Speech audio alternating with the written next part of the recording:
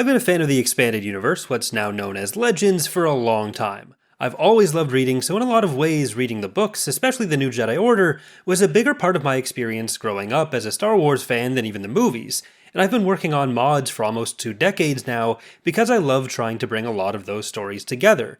But over the last few years, there's been an increasing phenomenon of people trying to kind of weaponize Legends.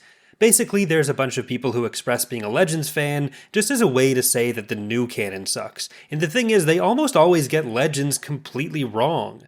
If you like Legends and dislike canon, more power to you, and the same about the reverse. You do you. What I don't like is people trying to weaponize something I enjoy as a way to attack others for enjoying something else, especially when they seem to often have no idea what they're talking about. Just this week, I've seen a few things circulating like these, and these are just a few, mostly identity-protecting images because I don't want to encourage some other kind of backlash against them either. Among these claims about Legends are things like it being apolitical, despite, for example, the New Jedi Order being almost 24 books about not being shit to refugees, and about reaching cultural understanding, albeit in ways that very much reflect the time they were written in. Or just Timothy Zahn's comments that Outbound Flight allowed him to write about the Iraq War without actually using the word Iraq. Not recognizing the political context of something isn't the same as that thing being apolitical. Then you get one of the things which is also fairly common in similar posts and often in the other direction as well. Statements about Legends having been George Lucas's idea, or about how Legends was never actually canon when people are trying to say it's shit and canon was good instead.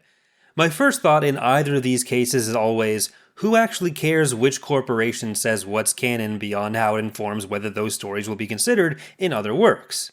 But beyond that, Legends was very much not an execution of George Lucas's ideas. Things couldn't be published if they significantly impacted something he planned to do, and he did have the ability to just say no to stuff being published, but he wasn't directing it, and over the years a lot of authors who thought George was involved in certain ideas that they were working on, they learned that that wasn't actually the case.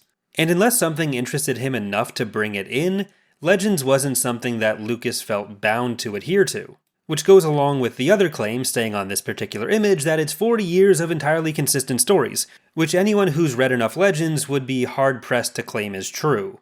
For one example, Corran Horn is one of the most prominent characters in Legends, but it's next to impossible to reconcile his early life as well as his dad's, solely because of the shorter timescale the Clone Wars ended up being on when George finally got to them. One of my earliest and still most popular videos on YouTube was about exploring the different ways the Clone Wars were portrayed leading up to the prequels.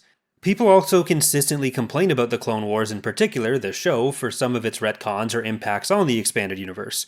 While it's one of the highest profile projects because it did involve George Lucas and was a movie and TV show, it's far from being the only thing to cause continuity issues.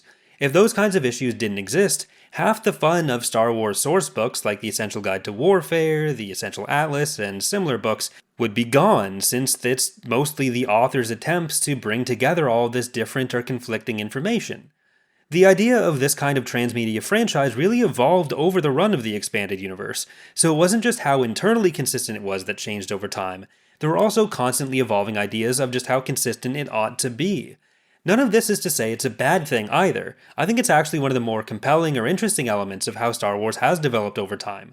But it is completely wrong to just pretend none of these inconsistencies exist. While some people are always just looking for a reason to get angry and attack stuff, this being the internet and all, I think there is an underlying issue here, that a lot of the people holding Legends up in this particular way, using it in this kind of weaponized fashion, haven't really read Legends at all.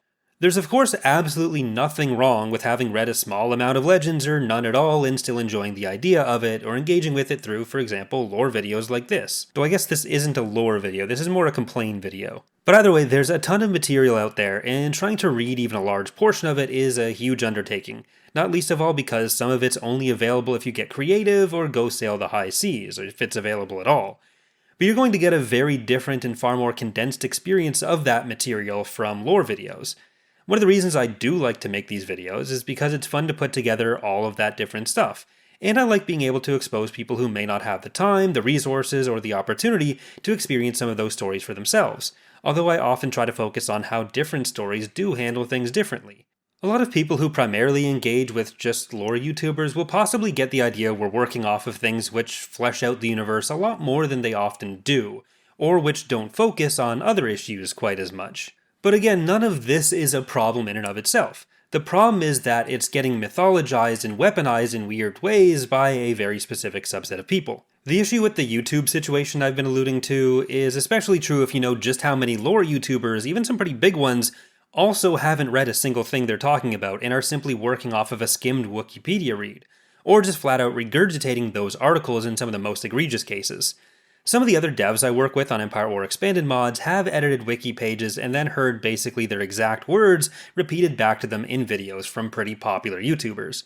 And for some content creators, they'll find something they vaguely heard about in Legends, never read, and then put it forward in front of an audience in a pretty misrepresented way. And that then becomes grounds to say, like, oh, look at how great stuff used to be, why don't we have good stories like that anymore? Either intentionally because they want the engagement, or even accidentally because they have no idea what they're talking about. And then because an audience may assume that they're putting this information out there because they know what they're talking about, they're gonna trust that information. Of course, anyone can post on Twitter and anyone can put stuff out on YouTube. Even though I have read most of this stuff myself and I try to double check whatever I'm talking about, I'll still make mistakes, some of them bigger than others. So this kind of skepticism about what people are saying about different topics should always apply to everyone, including me. This is doubly true when the videos you're watching are trying to evoke some emotional response, often negative ones, instead of just being a regular lore video telling you which year Glupshido visited or who gives a Caruine on the Millennium Falsehood. For example, with this image about when Jason turned to the dark side versus Kylo, the quote that's provided doesn't actually give a lot of the context that's important for what happened before and next with Lumaya. The handling of Jason Solo's fall to the dark side and Luke's handling in Legacy of the Force around that as well is actually not uncontroversial. And Luke in that situation didn't face Jason in the end because he was afraid he would fall to the dark side. There's a lot more to both of these situations, and Legends isn't done any favors by misrepresenting what actually happened just as a way to dunk on the new stories by people who haven't actually read the thing that they're saying is better.